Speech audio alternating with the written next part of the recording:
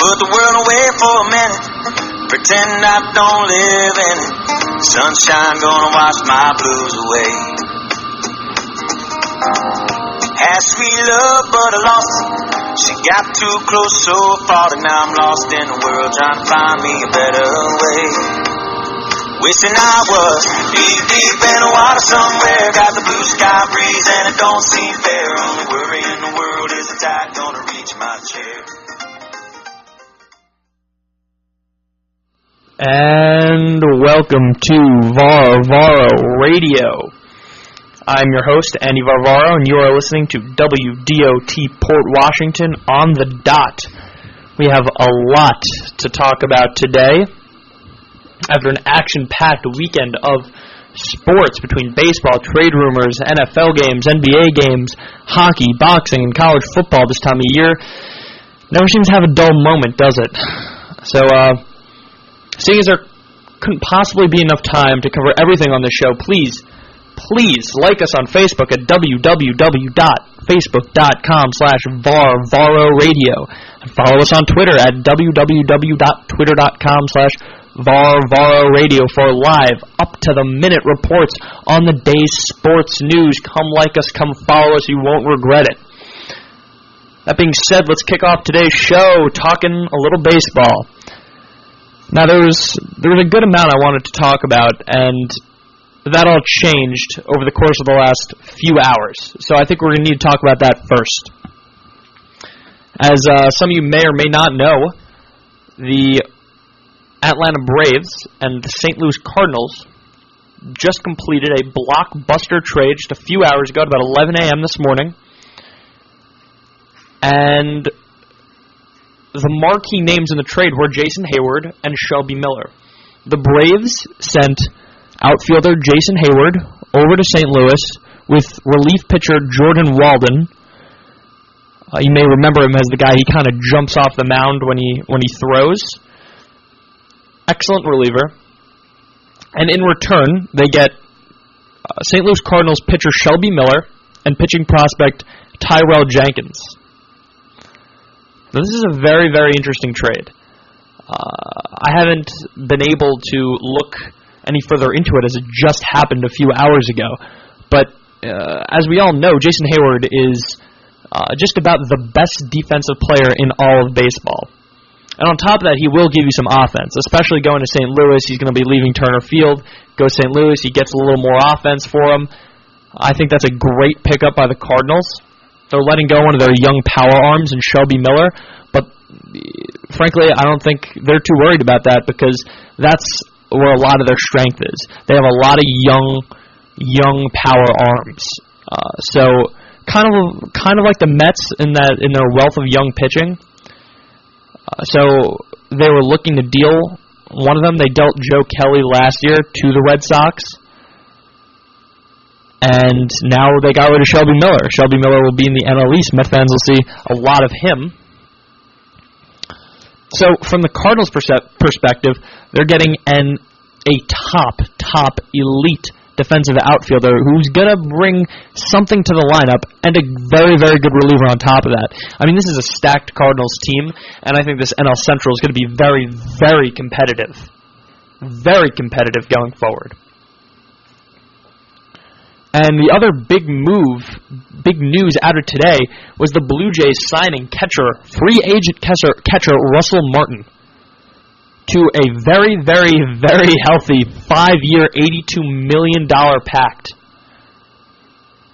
Now, Martin is Canadian, so the Blue Jays were always in the running. That comes out to $16.4 million a year for the next 5 years for a catcher already in his 30s. The guy led the league in on-base percentage last year. He's an excellent defender.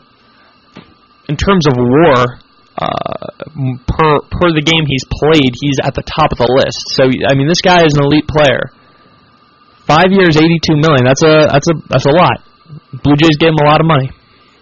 When I think they really could have spent that money getting some more pitching.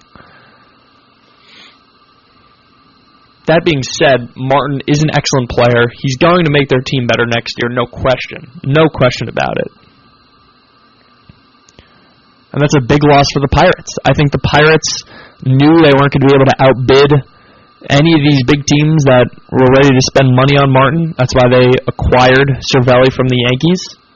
And frankly, look, I think they could be in trouble next year. They just lost Martin, who's one of their best players. And you look around their field, they don't have a lot of consistent and great players. They just don't. Their pitching staff is usually comprised of these guys like A.J. Burnett, who they just signed to another contract, who you don't know what you're going to get out of them. You don't know. And now the Cardinals have only gotten better. The Cubs are on the up and up. Everybody knows that. The Brewers came out of nowhere last year and were excellent. There's no reason they can't be just as good. And then you have the Reds. You have Joey Votto coming back. This is going to be a very competitive division. A very competitive division. So that's a big loss for the Pirates. I know a few other guys, a few other teams are interested in Martin. The Dodgers, the Cubs. But he went home. He went up north. That's a big pact. That's a big, big signing. This has been a very, very eventful day. Another, more big news came out on the signing front, which I'm going to discuss later, but because nothing's official yet. That being said, with all this going around, we tend to forget that the MVP awards were dished out just last week. So I want to take a couple minutes and talk about the nominees, who won, whether the writers made the right decision. So the MVP awards in both the National League and the American League were handed out last week. As we know, Clayton Kershaw of the Los Angeles Dodgers won the National League MVP, and Mike Trout of the Los Angeles Angels won the American League MVP. So I want to take a look at the American League, the finalists. The finalists were Mike Trout of the Angels, Victor Martinez of Detroit, and Michael Brantley of Cleveland. Now let's delve into some of the numbers here. Mike Trout hit 36 home runs, 111 RBIs, 16 stolen bases. He slashed 287, 377, 561.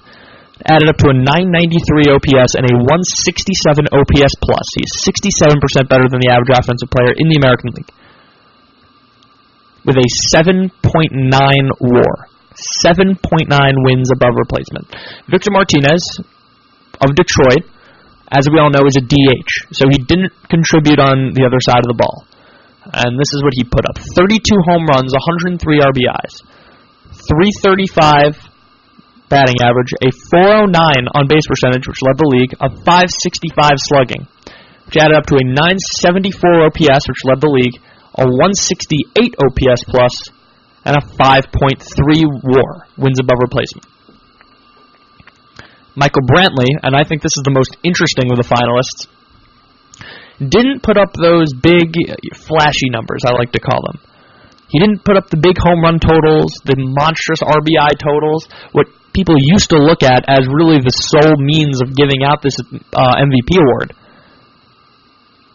But where he did thrive were in the areas of base percentage, slugging percentage, OPS plus, and WAR, the things that people are starting to look at now.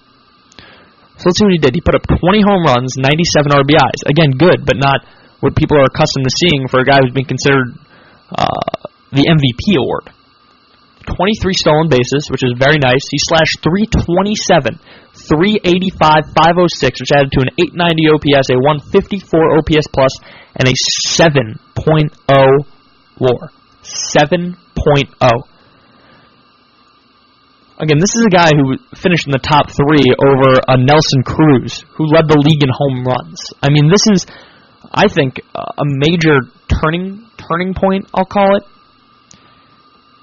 Perhaps in Major League Baseball, a turning point in how we decide the most valuable player award. Because as we can see with Michael Brantley, he didn't have the flashy numbers that a Nelson Cruz would have had, but what he did have was a 7.0 WAR. What he did do were the little things that add up in a lot of these sabermetric stats. That being said, I think the writers made the right choice and finally gave the MVP to Mike Trout after he was robbed the last 2 years. Because this was his worst season in the big leagues. And he won the worst season. I'll take that worst season any day of the week. But his past 2 seasons, as an all-around baseball player, he was just flat out better than Miguel Cabrera. All around, he was a better player. I don't think there's denying that. Offensively, strictly offensively, Miguel Cabrera is a better player. But all around, when you factor in the defense, you factor in the base running, you factor everything in, Mike Trout was a more effective player. I think that's just what it was. And it's the same thing this year. Victor Martinez was a DH. And from a strictly, purely offensive standpoint, in terms of hitting, not even offense, because offense includes the base, hitting-wise, Vmart had the better year. But Mike Trout does that. He goes the extra mile. He takes the extra base. He runs down that fly ball in the outfield, although defensive metrics have been cool to him since his first year in the big leagues. But as an all-around player, either way, he still contributed nearly 2 wins more, nearly 3 wins more than 2 wins. And Mike Trout became the first Major League player in Major League Baseball history to come in second twice in a row before winning it the third year. I mean, that's just impressive. This guy, this guy's putting up numbers like he's Mickey Mantle. I mean, that's who he's comparable to. And it's downright impressive. So we shift over to the National League, where the finalists were Clayton Kershaw of the Los Angeles Dodgers, Andrew McCutchen of the Pittsburgh Pirates, and Giancarlo Stanton of the Miami Marlins. There's some controversy on this one as to whether a pitcher should be awarded the MVP, because they only contribute 1 out of every 5 days. But again, let's delve into the numbers. Let's see who deserved it. Clayton Kershaw. I'm going to read you the win-loss record, although it really doesn't mean much at all, if anything. He was 21-3, which in this case probably does reflect how good he was, how dominant he was. But the win in general, the win-loss record doesn't. I mean, Bartolo Colon won 15 games. And yeah, that sounds impressive. The guy had a 4 ERA. I mean, Met fans watched him. He was not a dominant pitcher in this league this year. He just wasn't. Which is why, again, you have to look at the win-loss record with a grain of salt. In this case, I think it does, in this case, Kershaw was so dominant this year that a 21-3 record is a good number to throw out there. But by no means would I ever judge a pitcher based on his win-loss record. So I'm going to look at his ERA, a 1.77 ERA. 1.77. He led the league in fielding independent pitching, too, which means that 1.77 ERA wasn't a fluke. It wasn't because of a high strand rate. It wasn't because of things that can't be sustained. This was a dominant pitcher, a historically dominant year.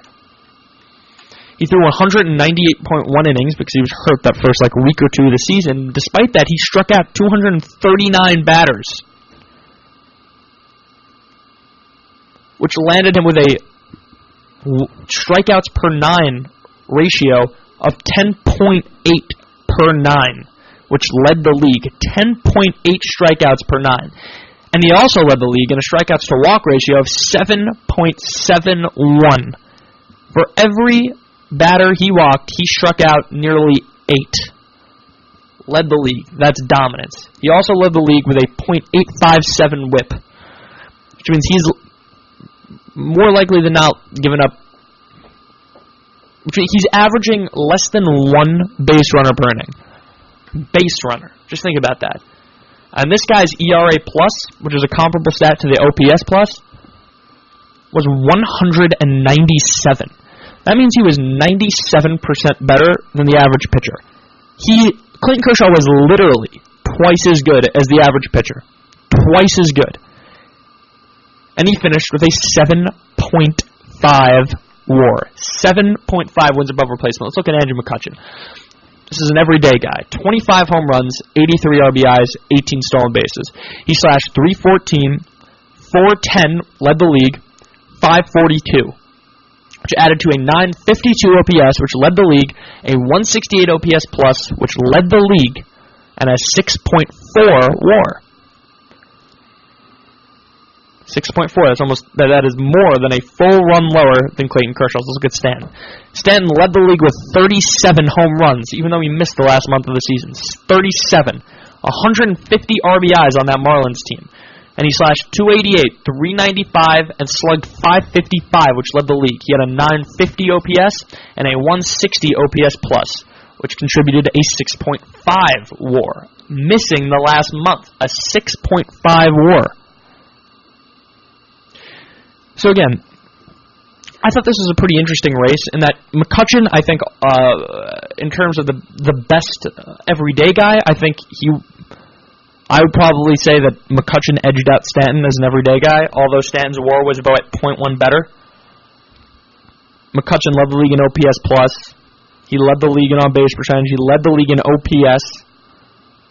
Whereas Stanton had the flashy 37 home runs, but in almost every other category, McCutchen had him beat. That being said, I think if Stanton finished out the year healthy, in terms of the best everyday guy, Stanton probably would have been the best everyday guy. But all in all, Kershaw deserved this MVP award. He led the National League with a 7.5 WAR. I mean, that's a full run higher than the other two guys. This is a guy who flat out dominated day in, day out. And for those of you, who care about the team making the playoffs, Stanton's team didn't make the playoffs. McCutchen's did, and so did Clayton Kershaw, which in hindsight, they made the playoffs. They finished ahead of the world champion Giants. Which again, they don't have that when they vote, but either way, I mean, Clayton Kershaw was the most dominant player in the league. So I think in both cases, the writers made the right choices here. They made the right choices. But I want to stick with Stanton for a minute, because this is what I was talking about. Earlier on today, it's been reported that Stanton and the Miami Marlins have agreed in principle to an extension that will keep the slugger in Miami for the next 13 years to the tune of $325 million. $325 million over 13 years. If you divide that out, that comes to an average of $25 million per year into Stanton's age 36-37 season. So this surprised many in the industry, as it was widely speculated that Stanton would wait until his free agency to test the open market, especially after some comments he made earlier this season about how the Marlins need to be better than they are. Marlins ownership, however, has made it abundantly clear that they want Stanton to stay in Miami for the long term. This power move has widely been recognized as a potentially good move for the Marlins and baseball, as Stanton's emerged premier power bat in the game, and he finished in the top 3, as we just discussed, in MVP voting. He's also very young. He's only 24 years old, and so these young, especially young power bats in the game have been greatly coveted in this new pitching-dominant era of baseball. They really have. That's what everyone's looking for. That's what the Mets are looking for. These power bats are what's running a deficit right now. In the early 2000s, the late 90s, everyone was looking for good pitching. Now it's flipped. There's pitching to be had, and there's really no power to be had, which makes Stanton so valuable. And so it was expected that Stanton could demand a historic contract, as one that's reportedly being proposed and agreed upon right now, north of $300 million. The thing is, no one expected this team to be the Marlins to propose this. A lot of people say that this is a good move for both the Marlins and baseball. With regards to the former, the Marlins are seen as a team that can contend within the next several years, I would say. They have a lot of young talent, with Jose Fernandez, Christian Yelich, Abdeni Echeverria. But they have a lot of young talent. And in these next couple of years, especially with the Braves in the decline, the Phillies in the decline, this could be their window to contend. So locking up Stanton in the middle of that order is crucial. Seen as crucial if they were to be serious about making another playoff push.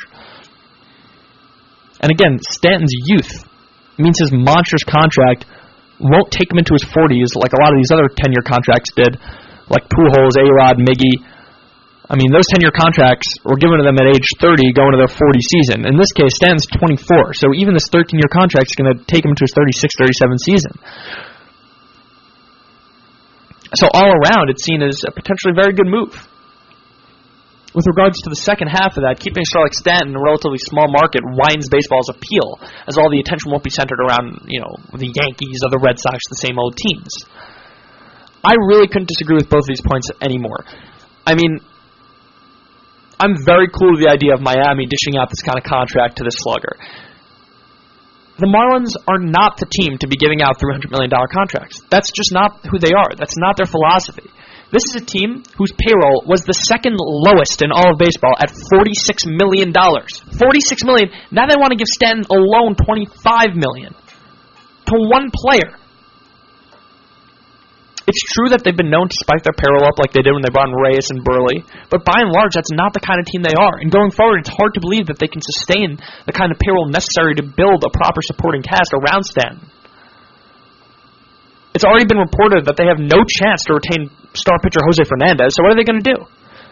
After the next few years are over and the entire team as we know it is gone, Fernandez will be gone, all their young guys are gone because they won't be able to re-sign them. They're going to be stuck paying Giancarlo Stanton $25 million for another 10 years. And not for nothing, but this is a guy who struggled to stay on the field in the early going of his career.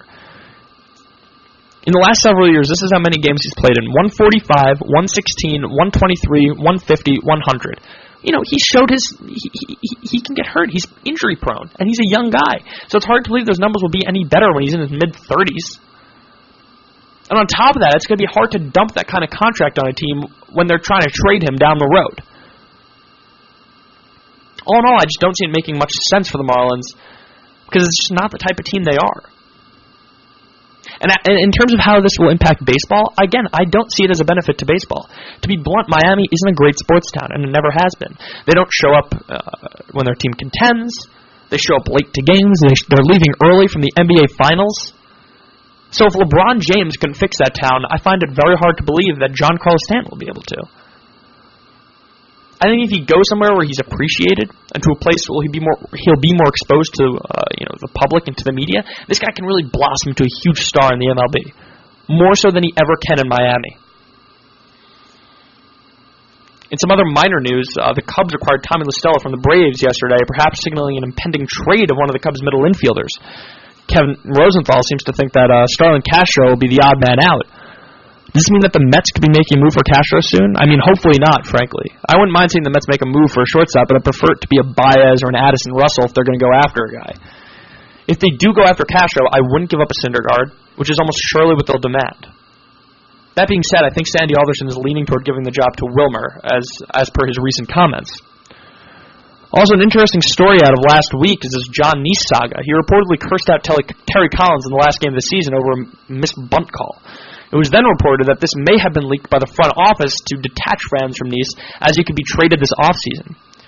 We actually speculated this here on Varvaro Radio on the Twitter page before the story broke on Mets blog. It's an interesting story to keep your eyes on this offseason. So, watch out to see whether Neese will be dealt. I think he will be. All right, we're going to pivot here, pardon the pun, and talk a little bit about this young NBA season. 11 games in, the New York Knickerbockers sit at 3-8. After beating Cleveland and New Orleans early, they struggled to a 7-game losing streak, which snapped yesterday at home against Denver. To the Knicks' credit, they look like they've been playing pretty hard, unlike apparently last year. Recent comments by Tim Hardaway Jr. were something along the lines of, "We're actually trying this year." Oh, well, thanks, Tim. How kind of you to actually try this year. It's a little disconcerting. Oh, we're actually trying this year. What were you doing last year? You guys getting paid millions of dollars. You play in the greatest city on the earth, in the world's most famous arena, and you're fighting for a franchise that hasn't won a championship in a long, long time. I hope you're actually trying. Tim Hardaway Jr. and the Knicks. Well, thank you. You're actually trying. But, I give Derek Fisher a lot of credit. I was skeptical of his hiring at first, but the more I've been exposed to him, the more I like this guy. The team is playing hard. Most of their games have been pretty close, which, almost only really counts in horseshoes and hand grenades, but still. And I gotta say, when the triangle is working, it can be very pretty. And again, to Derek Fisher's credit, where is Andrea Bargnani? Where is Jose Calderon? Andrea Bargnani hasn't played in 10 years, it feels like. Where is this guy? Jose Calderon, I thought it was going to be 2 to 3 weeks. It's been a month. Where are these guys? The Knicks need their scorers if they're going to be able to be a respectable team. Which brings me to my next point. Why are the Knicks resting Amari Stoudemire at this point in the season? They rested him 2 games ago. I mean, his legs have still got to be fresh. We're 10 games in, and we need all the scoring we can get.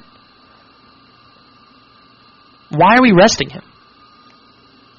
That being said, I think these next few games are must-wins for the Knicks. They have Milwaukee, the Timberwolves, and the defeated Philadelphia 76ers. If they win all 3, they move back to 6-8, which is very doable.